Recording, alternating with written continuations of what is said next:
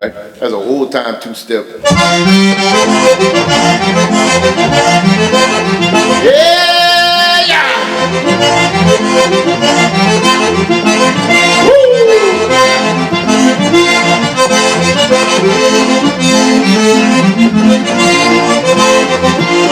Ti connais ma surprise d'arriver, tu t'es pas là.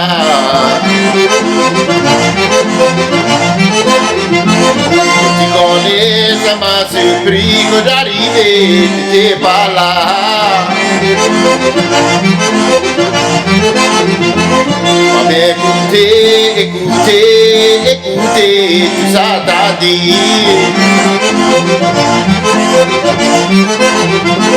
On va écouter, écouter, écouter, tout ça t'a dit.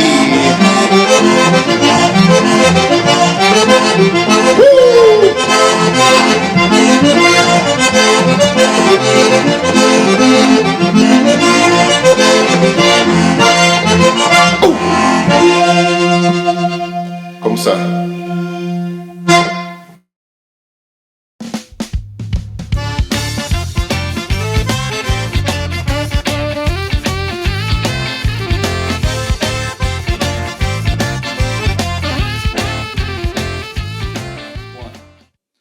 How y'all doing? I'm here in Carencro, Louisiana with the one and only Horace Trahan. How you doing, Horace? I'm doing good, and you, Hoyt? I'm making it, man. I'm making it. What y'all got going on? Just playing some music. We got a lot of music coming up, a lot of gigs coming up with the Austin Express, and just staying busy with that. Yeah, that's good. Yes. What were your influences growing up? Music-wise? Yeah, made you want to play music. What got you going? I remember from whenever I was very young, like 4 or 5 years old, Mom and Daddy had that record of Splish Splash. I was taking a bath. Oh, yeah. And reaching up and putting it on that record player and moving that little arm. And so I always did love music. And then hearing music growing up, country music, French music. My grandfather, he just spoke French. So he'd always have French music playing, Cajun music. And then growing up past about 2 in the morning, they play Zydeco, Cajun, some country videos in the morning when we were getting ready to go to school. And then MTV came out. So, I mean, I heard some rock and roll, some rap music, some blues. I heard all kind of, but all kind of music. The whole gamut, huh? Yeah, You got yeah. all of it. Yes. Did I read something right? Or you play the bass drum? In high school. In the band? Tell us about that. That was fun. Uh-huh. That was fun. I played the bass drum at Carencro High School and graduated in '94. I played the saxophone before that. So when I got to Carencro High School in the 9th grade, they had like 13 other saxophone players. Yeah. So I said, well, I'm going to play some drums now. So I went and played a bass drum. And in my senior year, I played the quads, the 4 drums. Yeah. But I had fun playing the bass drum. That was really fun. And coaches at Carencro, they didn't try to recruit you to play football, did they? No, they tried to get me to play basketball, but because of my height, but I never was that good at sports. I tried a lot of different sports, but music was always my thing. Mm-hmm. Yes. Wow. Outside of music, what you like to do? Well, we do family. If we're not playing, if we don't have a gig, like on the weekends, if we're not playing, I just stay home with my family, wife and 2 kids, and we just do family stuff. We go visit with my brother-in-law and them, or go fishing every now and then. That's why we hadn't done that. My wife likes to go fishing. We just family stuff, just stay home, Cool, yeah. I seen y'all travel a lot. I know you got a lot of records out. I was looking up a bunch of them. You said this is the latest one. That's the latest one, Until the End. Until the End. Horace Trahan. What's your favorite song on that one? It'd have to be between the Bottom of the Boot and Louisiana, You Are My Sweet Home. Mm-hmm. And we're going to play some of that stuff during the episode. We got some videos of Horace jamming for us a little bit. We're going to put that in there too. Everybody knows they come on the show. If you play an instrument, you got to play live. Bring your instrument. Bring your instrument. Bring it with you. Bring your talent. So other than MTV and I noticed you made a comment about my shark fin V in there, Randy Rhodes. Yeah. Oh, yeah, some rock and roll. Yeah. I listened to some rock and roll coming up. But whenever on the accordion, my major influence that made me want to start learning the accordion was when I heard Wayne Toops. Uh-huh. I was at Cameron Crow Middle, and I heard Wayne Toops. I think it was at Fish Out of Water. Yeah. And I said, man, I told my dad I want to learn to play the accordion. Mm-hmm.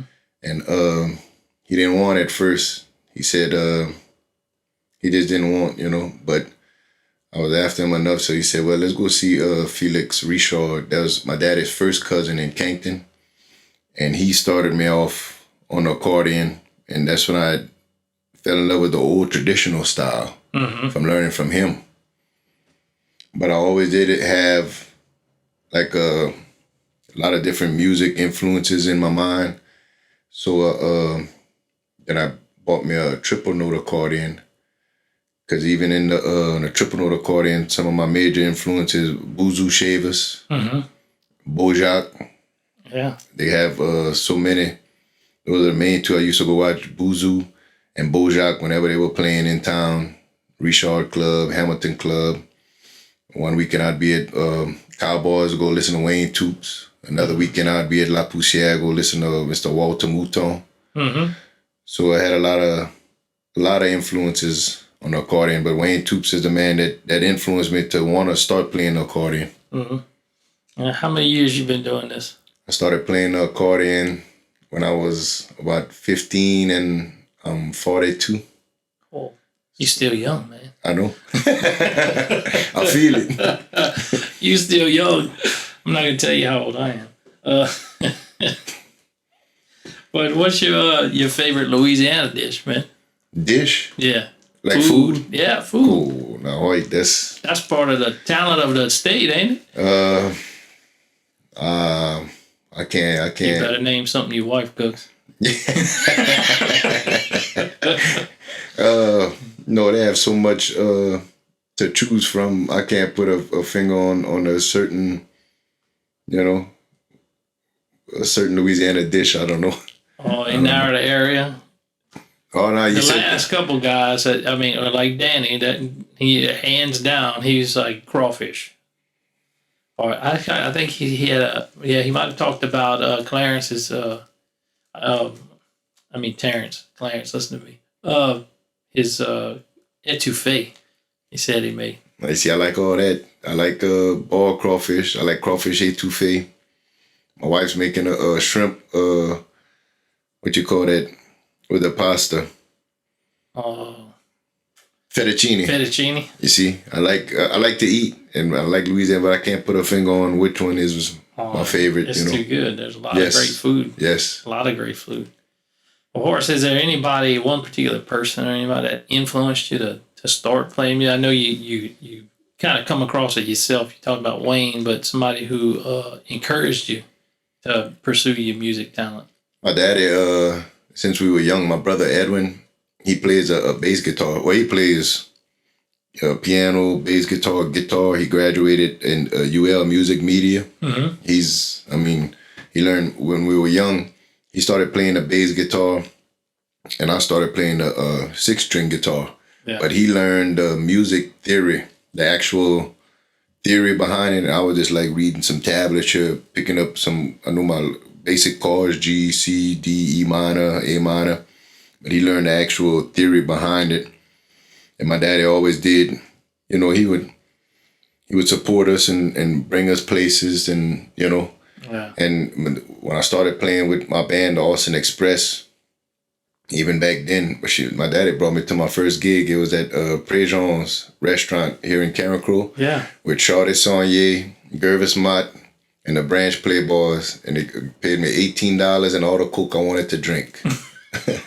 And I think I just knew about enough songs to maybe play for an hour. Yeah. So that was, but my dad has always been there. But you were probably more interested in all the Coke you could drink part, huh? Oh, I said, man, that's cool, Dad. I said, man, I went to the bar, just tell them I want a Coke. They give me a Coke, man. Yeah. But it was. He's been there, and then since I met my wife Chantel, she's been the the driving force behind me, the inspiration to let's keep it going. And the fellas in the band, Austin Express, it's a tight knit group, you know, and we just kind of feed off of each other to keep it going, you know. Yeah. Well, I know you mentioned that she was at home right now cooking for the kids. Yes. Tell us a little bit about y'all's family.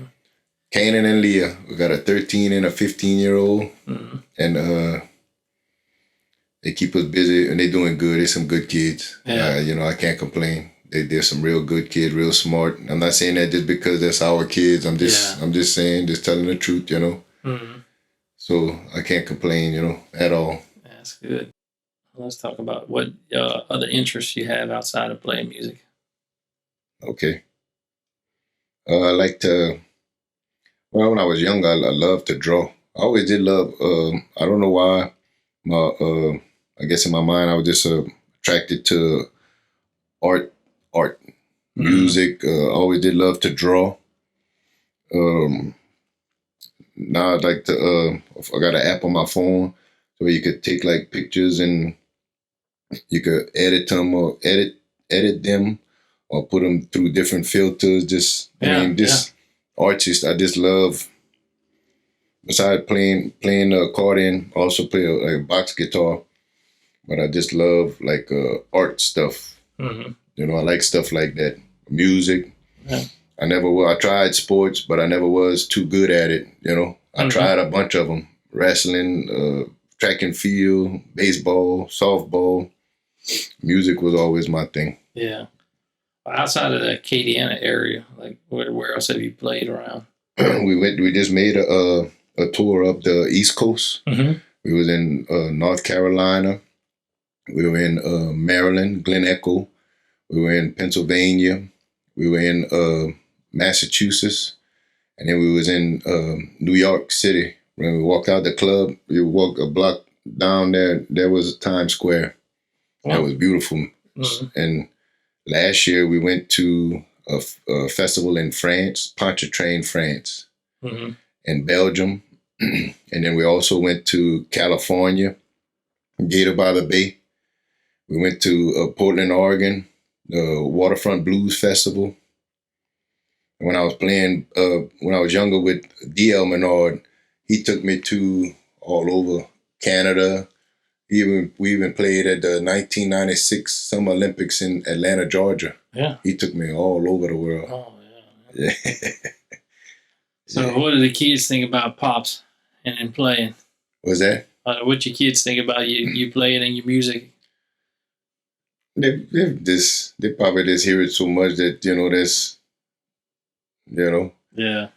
My son comes with me, started coming with me. He's getting up that age now. He helps load in the equipment and stuff and sell CDs and stuff or whatever we need, you know, and he's doing good with that. But as far as like me, a lot of times if I'm sitting in the kitchen playing my accordion and you might hear a couple of doors close down the hall. Bum, bum. I mean, they heard that so much, you know. Yeah. You know. There's Dad again. Start playing that accordion again, you know. Yeah. It's all good. And you were telling me earlier about your wife had a documentary out? Yes. She's been working on that for a little over 6 years now. And it just, within the past couple of months, finally, she was able to complete it. And where can everybody get this DVD at? This is a Cajun Creole, a black and white DVD. Horace's wife had done a documentary by Thunderless Productions. But where can they find that at? First place they could go is to the website, www.horacetrahan.com. Or it could go on the Facebook page. They have a list of places where they're available in the Acadiana area. We have them like at some donut shops, some boudin shops, some different places. And we also have them at our shows when we play a live show. Because, like I said, I'm very proud of my wife, Chantel. She's been working on this and the way it started, my father-in-law, Mr. Rodney Bernard, and myself, we would sit outside the house and we talk, because my wife and I used to smoke. Yeah. It's been a year now, we stopped, but we'd sit outside, and me and Mr. Rodney, we're always talking about music. Yeah. He's older than me and he has a lot more experience than me, so I'd be asking him questions. And so, boy, we'd start talking. So Chantel wanted to catch that story before. You never know when any of us are going to pass away. So she wanted to catch that story, and it just ended up becoming a full-length documentary. Yeah. Yeah. Wow. That's where a lot of that stuff starts. I have several friends of mine who are filmmakers, and that's what, they just hang around and start talking and pick up on stories from people, and they just run with it. They're just like, man, that's a great idea. And one buddy of mine would get together. His documentary should be coming out sometime next year. But he'd bring a camera with him every time you get together with these group of old guys that sit around playing folk music, and they would all tell stories from way back and different, things. And he just started bringing his camera, and he just set it up, and just let it roll, catch all that footage and stuff. Yeah. And that's kind of what the show is about. It's about Louisiana talent and culture, and that's what we want it to be, more of a, sit down and dig into people and in the background and where everything comes from, But we're going to take a short break, and we'll be right back with Horace. Y'all hang tight.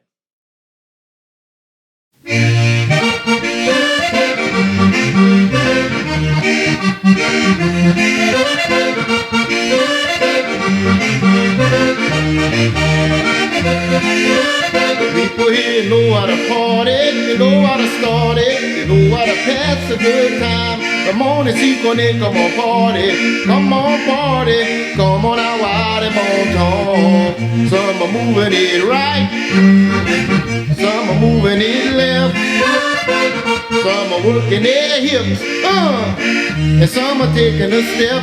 Yeah, the people here know how to party, they know how to start it, know how to pass a good time. Morning, see, come on party, come on party, come on out wide and bon ton. Woo! Yeah, yeah, yeah, yeah. Don't stop and keep it rocking. Don't stop and keep it rocking.